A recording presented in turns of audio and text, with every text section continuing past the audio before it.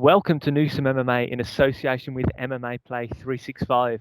I'm your host, Jon Prentice, and today I have the pleasure of once again being joined by Joe Skeletor Giannetti. He's set to take on Paddy Pimblett this Friday at Cage Warriors 111 in London. Joe, thank you so much for joining me. How you doing, my friend? No problem. Thanks for having me. Doing good.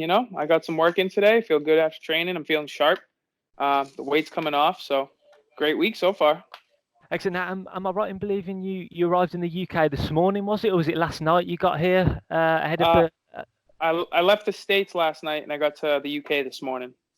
So how's your first day been, man? I mean, how you acclimatizing to the UK? Obviously, with the time difference and everything like that. Obviously, it's not ideal coming this late, and obviously it's a late notice fight. How are you feeling first and foremost? How's this first day in the UK been for you? It's awesome. I feel great. I work overnights back home, so my sleep schedule is already kind of weird. And I kind of planned ahead, so I stayed up late before my flight, and then I worked out. I moved into my new place. And then the second I finished moving, I packed and I left for my flight and I slept the whole way here. So, we landed at 8 a.m. and we just started our day. We got to the hotel. We figured out where we were going to train later. We got some breakfast. I feel fine, almost as if the time change isn't even a thing. And I'm ready to go. Excellent. Now, tell us, how did this fight with Paddy Pimblett come about? Because you've stepped in on 10 days' notice, I believe it was, when his original opponent dropped out. How did this all come about for you? Were you expecting a call from the Cage Warriors team to did you know you were on their radar kind of thing to step in for fights or anything like that? How did this come about for you? So I think it was like a month and a half or 2 months ago. I was just scrolling through Twitter and somebody happened to tag me that somebody needed a last-minute fight at Cage Warriors. It was Adam Venter. I don't know how to say it. Adam Venter, yeah. Venter, yeah. So, I looked him up real quick, saw a couple fights, and I was like, cool, I'm in. I replied to the tweet, and I was like, let me know who I got to talk to. And then Paddy happened to reply and was like, talk to Ian and all these guys. And I was like, all right. So I messaged each of them, and I said, hey, Paddy sent me your way, said this guy needs a fight. I'm down to do it.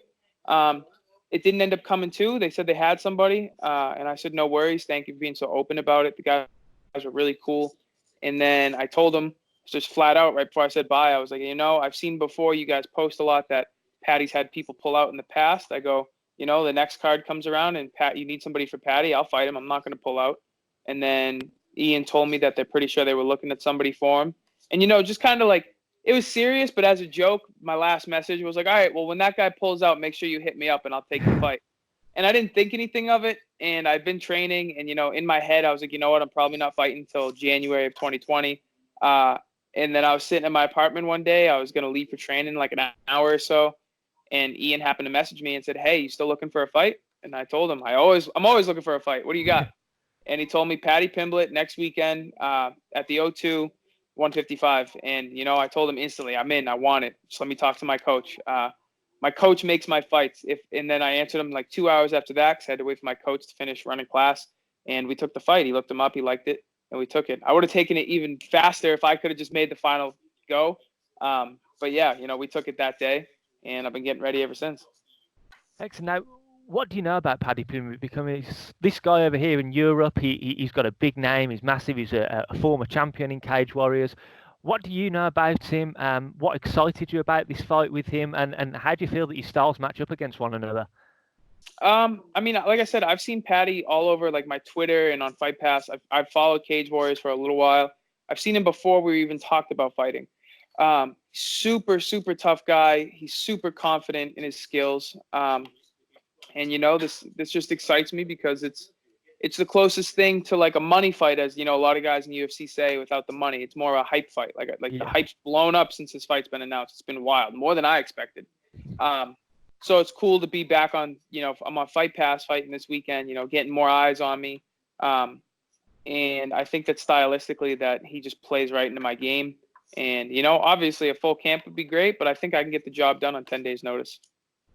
I mean, does that short notice, distance, time zone, do you think that puts you at any kind of disadvantage going into this? I mean, I know when we spoke before, you said that you were always prepared, man. You're a fighter. You're always down to fight.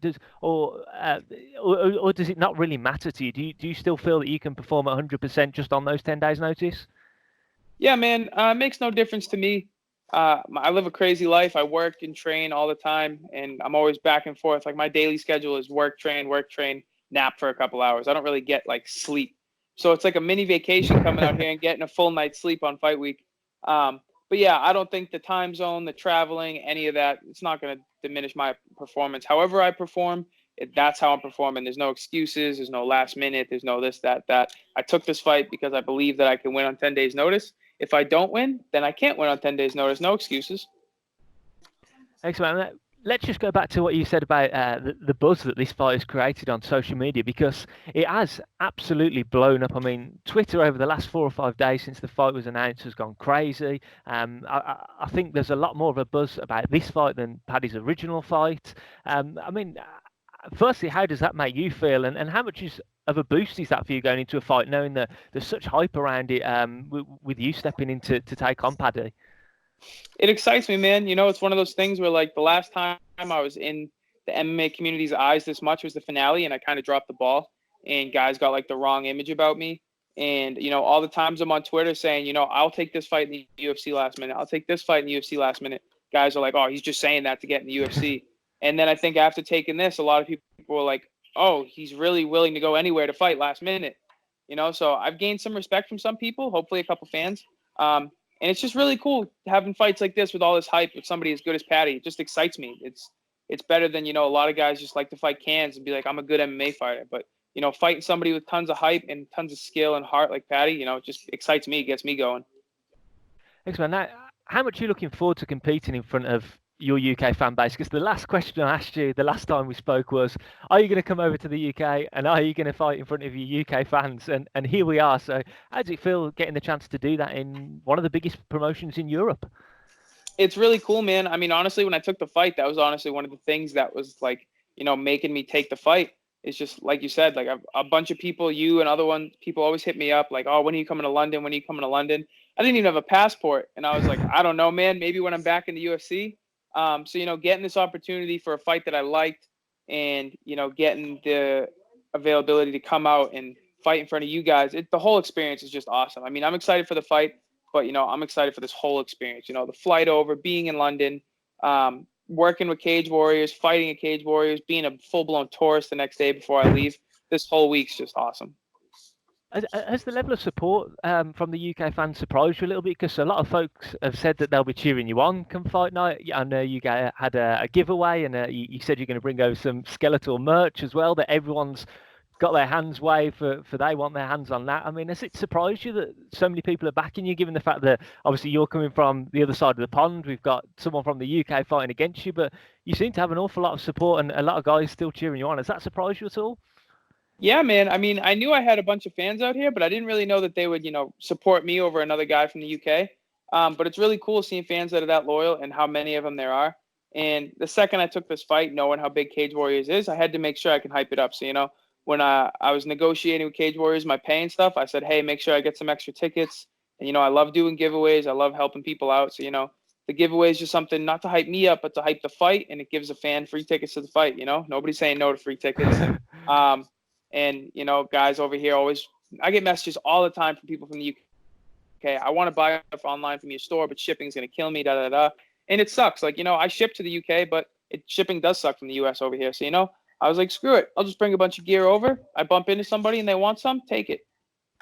That's awesome, man. Now, I have to ask, what's next for you, especially if you get the win in this fight? I mean, are you one and done in Cage Warriors? Because if you get a win here, you're right in the title mix for a Cage Warriors belt. And I don't know how long you've been following Cage Warriors for. I know you said you watch them on Fight Pass, but they're a real passport to the UFC. And that, you've said to me before, that's your ultimate aim, is to get back to the UFC. Do you envisage yourself fighting again for Cage Warriors? Do you envisage yourself going, right, I've beat one of their top guys, a former champion. I want to fight for the belt next, and I'll get that belt. The UFC could be next for me. I mean, I'm not sure, man. I mean, that's up to Cage Warriors. I think all depends if I win and how my performance goes. I think I've got a guy in every organization that I'm interested in that I'd like to fight. I got a guy back home I want to fight. I got a guy here, Cage Warriors, I want to fight if I beat Paddy. I got a guy in the UFC I want to fight. You know, I got opponents everywhere. So I just got to go out there, do me, get the win Friday, and we'll see. I'm not really focused on the next fight after that. focused on getting the win, and eating some good food after. Are you able to drop any of those names of the guys that you want, or are you keeping Nah, them keeping not them yet. for now? Yeah, you'll see Friday night. I'll make sure that he knows who's gunning for him if I win Friday night. Excellent, man. Now, obviously, I know you're a busy guy. I don't want to keep you for too long as you've just got here today. But finally, if you do get that win on Friday, how are you going to be celebrating? Are you spending much time in the UK afterwards? Because obviously Bellator's in London on Saturday night. I don't know if you're staying and whether you're staying for that. I mean, you got any plans to celebrate after Friday?